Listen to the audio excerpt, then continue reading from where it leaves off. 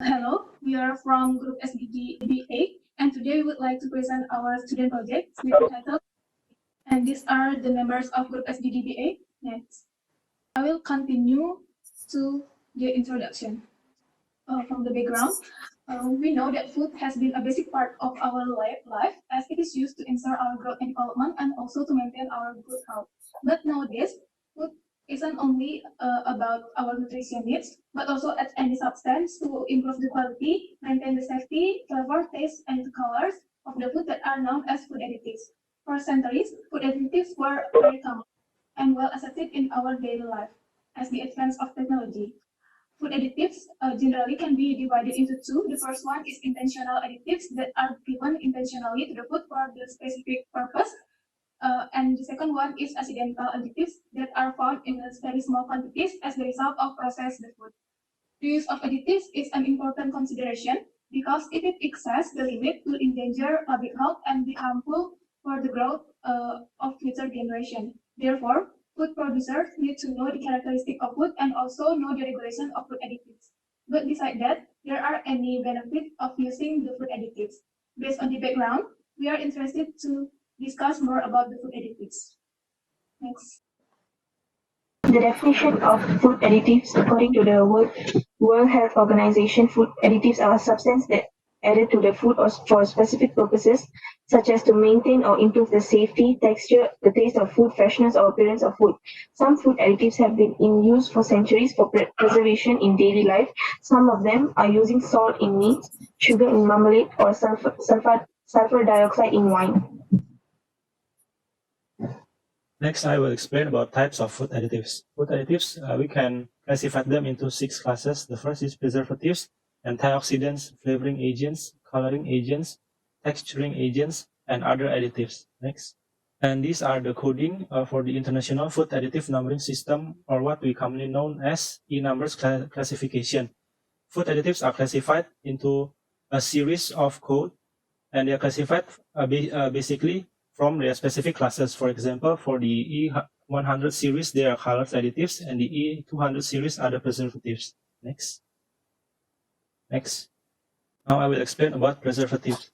Preservative itself is a substance used to preserve food by preventing growth of pathogenic and deteriorative microorganisms and subsequent spoilage.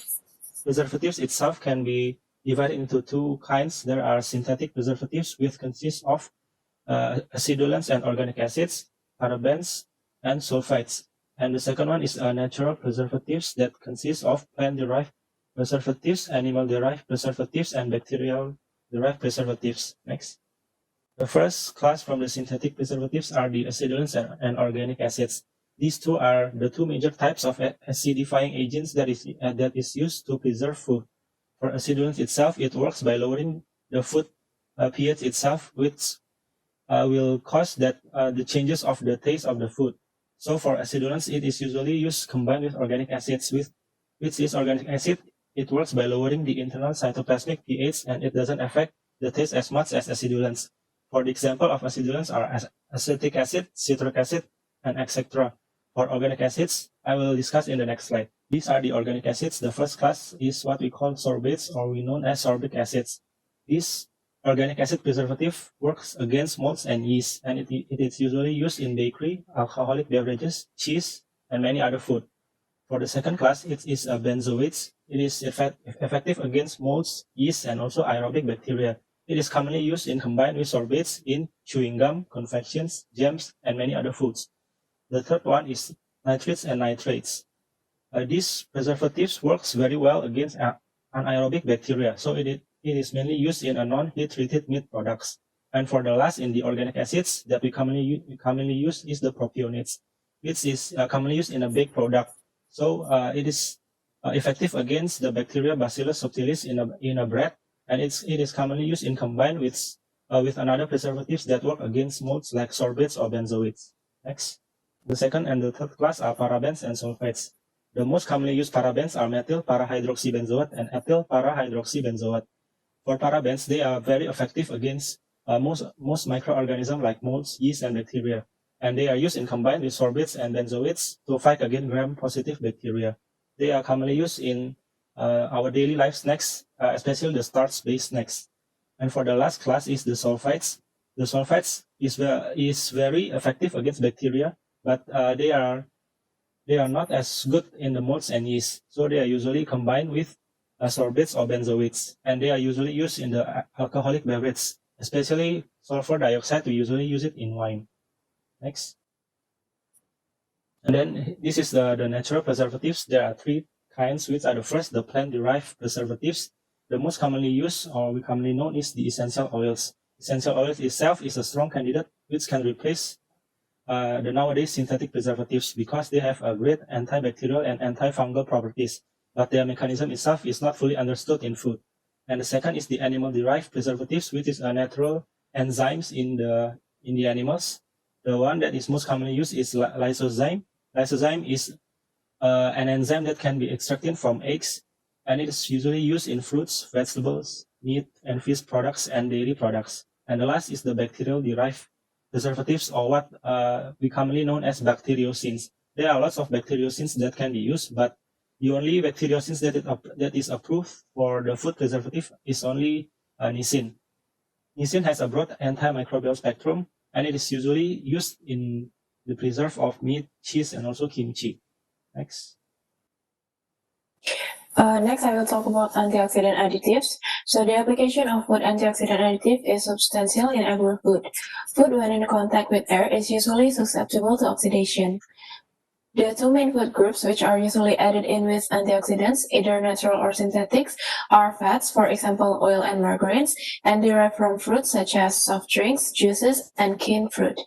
Some antioxidants are harmless at doses used as food additives, but some antioxidants can cause several side effects to the consumer health. Fortification for foods that contain large quantity of lipids, usually using synthetic antioxidant. For example of these compounds are BHA, BHT, PG, and TBHQ. This antioxidant may have significant after effect and should be used in the smallest possible amounts. There is an increasing request for changing synthetic antioxidant with natural antioxidant. Natural additives have good aftermath on the human body with documented health benefits. The most common natural source for antioxidant presently utilized for food application involve vegetables such as carrots, beetroot, spinach, broccoli, kale, etc., spices and herbs, and berries and fruits. Several antioxidants are inherently present in foods, that is, ascorbic acid, known as vitamin C, which can be found in orange, lemon, and other fruit juices, tocopherol or vitamin E, which is found in lactic acid, and which is present in yogurt, citric acid from oranges, and vegetable oils. I will be talking about flavoring agents. There are three types, which is natural flavoring agents, nature identical flavoring agents, and also artificial flavoring agents. So for the natural flavoring agents are taken from plant, fruits such as orange and lemon, raw animal materials, herbs and spices such as basil, meat, cardamom, and cloves, microbial fermentations by physical, microbiological, or enzymatic cycles. They can be either utilized in their characteristic state or processed form for human consumption, yet cannot contain any nature identical or artificial flavoring substances. For the nature identical flavoring agents are the flavoring substances that are taken by synthesis or are isolated through chemical processes. There are also natural flavor enhancers, for example, monosodium glutamate, which is known as MSGs, which gives the flavors for food. And for the artificial flavoring agents are chemically identical to natural flavorings, and these are not identified in a natural product for human consumption, whether or not the product is processed. Many flavorants consist of esters, which are often described as sweet or fruity taste. I am Mulia. I will explain about food coloring agent. Okay, food coloring agent is one of attraction factor of food is its color. So it will influence appetite people to choose the kind of food. There are two kinds of food colors. They are natural and artificial. Natural is from the fruit and vegetable, and artificial is from synthetic material. Next. Okay, we have to know that dyes not dissolve in oil soluble but dissolve in air. These are produced as granules, powder, liquid, and other special purpose form. We have to know that artificial dyes consist of air soluble synthesis dyes or aluminum salt of these dyes which are called lakes. and legs are combination product from insoluble material and dyes. The light is color with spread. Next. Okay, this is different between natural colors and artificial color. The first natural colors, for the example, is betadine made from beets green dye extraction from Chlorella algae, Anato reddish orange dye extract from Acicotes seeds, paprika, and elberry. And for artificial, the colors below are known as primary colors. If to produce other color, this color are called secondary color. And this is the example of artificial colors, such as brilliant blue with the code E133. Okay, I will continue the presentation about the type of food additive, that's texturing agent. Texturing agent is one of food additive that used to change the texture of the food. There are four kinds of texturing agent. The first one is emulsifier that preserves an unfailing emulsion of more than one stages in the food. The second one is gelling agent that made food texture become a development of the gel. The third one is stabilizer, the uniform dissemination of two or more component preserve. And the last one is a thickeners that gain the adhesive of the food. Next, and there another kind of food additive that grouping in miscellaneous additive. They are acidity regulator that offers the surlines of the food, anti-caking agent that degrade the propensity of the food constituent to attend each other's. And then there are anti-foaming agents that degrade the foaming. It is usually used in alcohol. And then there are bulking agent that supported the bulk of the food without supporting the available energy value. There are carriers that modify a food additive or nutrient without changing its function. They are emulsifying salt that resist protein so that they can prevent fat spilling while the production of the food. Pruning agent that preserves substance of fruit or vegetables fresh or assorted with gelling agent to bring out or tighten a gel. Flavor enhance is increase the existing taste or and smell of the food. Next. Another kind of miscellaneous additive is a flavor treatment that added to better or dull to repair its baking quality or color. Foaming agent that maintain a uniform distribution of the gas phase in liquid or solid food. They are glazing agent, the food additive when applied to the outer face of the food. It can make the food look shiny or garish. Then there are humectant that prevent the food from becoming dry in dry weather. And propellants that food additive that release meals from a package, and they are packaging gases. It is the food additive that enter into the package before, through, and after it's filling out with a food with the purpose to shield the food.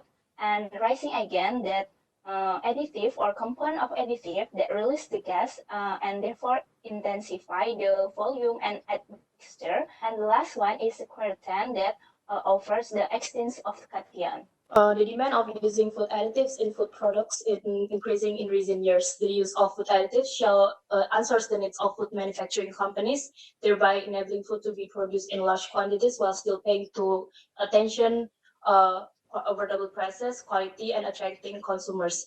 Firstly, to delay food deteriorations or spoilage, food additives in the form of preservatives exist to prevent food from rotting as a result of microorganism growth, enzyme, and oxidation activity by yeast and bacteria. The additives also cease the nutritional loss caused by enzyme changes, and it's helpful for the food industry to over-secure lasting and chemically stable foods. And then for the consumer itself, food can be stored for a long period for later consumption, and food freshness is maintained. And then secondly, food additives play a role in improving nutritional content in food, such as vitamin D used in food dairy products. Besides nutritive value, food additives have benefits in enhancing quality and appearance of food with the aim to attract consumers by improving the color, texture, and flavor of food. Food additives in the form of coloring and flavoring agents had been used since old days by using natural ingredients. Now certain food additives are used to improve the color, texture, and flavor of food. And then there are anti-browning agents to delay the anti-browning activity by PPO to by PPO catalyst oxidation in raw fruits and vegetables. Next. So I will explain about the risk of food additive. From preservative agent, there are antimicrobial like nitrate and nitrite that can cause vascular headache. Their metabolic products such as nitrosamine can induce cancer. Phosphate additive can damage renal function and increase cardiovascular mortality. DHA and DHT, antioxidant that can be found in cereal and grain, can cause chronic urticaria. From flavoring agent, there are diacetyl that can cause obstructive lung disease. Monosodium glutamate that has many side effects including headache, chest pain, and brain edema. Artificial sweeteners including aspartame and saccharin can cause behavioral change, allergic reaction, and cancer. From coloring agent, there are tartrazine that can cause DNA damage, hyperactivity, change in central nervous system, and allergic reaction. There are also carminic acid that can induce anaphylactic reaction, asthma, urticaria, and angioedema. There are also erythrocin that can inhibit dopamine receptor that can lead to altered cognition and behavior in children. Texturing agent can also impact our body. There are emulsifiers and stabilizers that can impair intestinal barrier that can lead to inflammatory bowel disease. Okay, and I will explain about the safety of food additives. Before that, in the late 19th century, after industrial revolutions, food industry developed rapidly, and the use of food additives, especially color additives, have increased, and many of them were not examined properly. And since then, a committee was initiated in Switzerland at 1955. The GECFA, a joint expert committee on food additives between Food and Agricultural Organization of the United Nations and the World Health Organizations, has the responsibility to ensure the scientific approach to ensure the safety and standardized use of food additives. Next. Okay, GECFA's role is to provide the independent and most trusted sources of expert advice in food additives in the international settings. Their publications have become the standardized protocol to establish a national food safety control committee and programs. In Indonesia, we have BPOM, Badan Pengawas Obat dan Makanan, under Minister of Health as a committee. Okay, so now I will continue the presentation, the last slide about conclusion. Next. Food additives are substances that are added for specific purpose to change the characteristic of food. Food additives are classified into 6 classes. There are preservative, antioxidant additive, flavoring agents, coloring agents, texturing agents, and miscellaneous additive. Food additive has some benefits that are to delay food deterioration, improving nutritional content in food, enhancing quality and appearance of food. Food additive can also impact the human body, such as nitrates stimulate vascular headache, nitrosamine are carcinogen, etoxicin can induce dermatitis and cancer. GECFA was initiated in 1955, provide trusted sources of expert advice in food additive in the international setting. In Indonesia, BPOM has the obligation to supervise the food additive nationally. Next. That's all our presentation. Thank you for your attention.